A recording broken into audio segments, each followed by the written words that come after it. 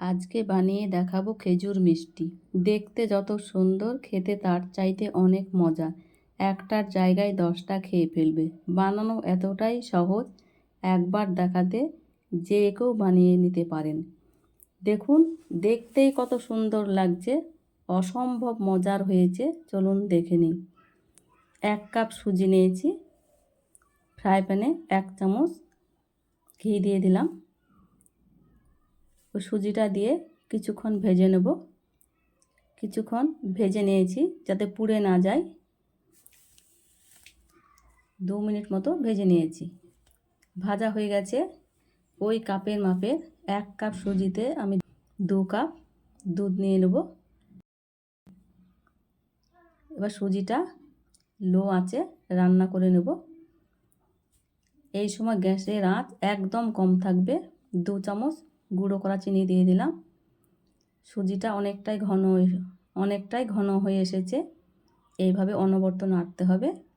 একটা ডো তৈরি হয়ে গেছে। একটা থালায় ঢেলে ঠান্ডা করে নিচ্ছি। হালকা গরম অবস্থায় মেখে নিতে হবে, বেশি ঠান্ডা করা যাবে না। দেখুন কত সুন্দর সফট হয়েছে। হাতে করে অল্প করে নিলাম, গোল করে নিচ্ছি। এবার চ্যাপটা করে দেব।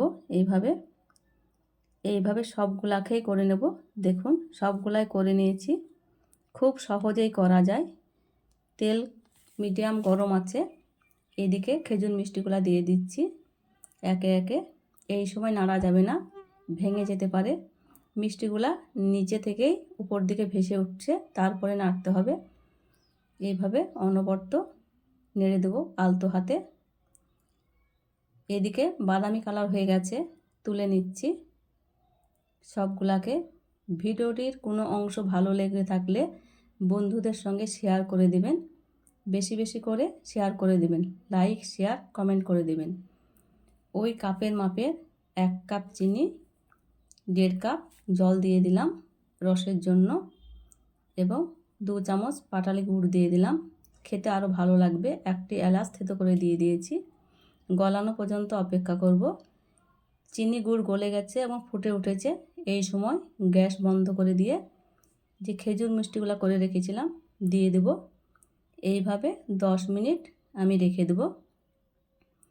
10 মিনিট পর ফিরে এলাম। দেখুন রসগুলো অনেকটাই চুষে নিয়েছে। আরও কিছুক্ষণ রাখতে হতো, আপনাদেরকে দেখানোর জন্য সঙ্গে সঙ্গে গরম অবস্থায় তুলে নিচ্ছি। দেখতে তো দারুণ হয়েছে। দেখুন খেতে তো অসম্ভব মজা। একটা টিপে দেখাচ্ছি, এতটাই নরম তুলতুলে, মুখে দিলেই মিলিয়ে যাবে।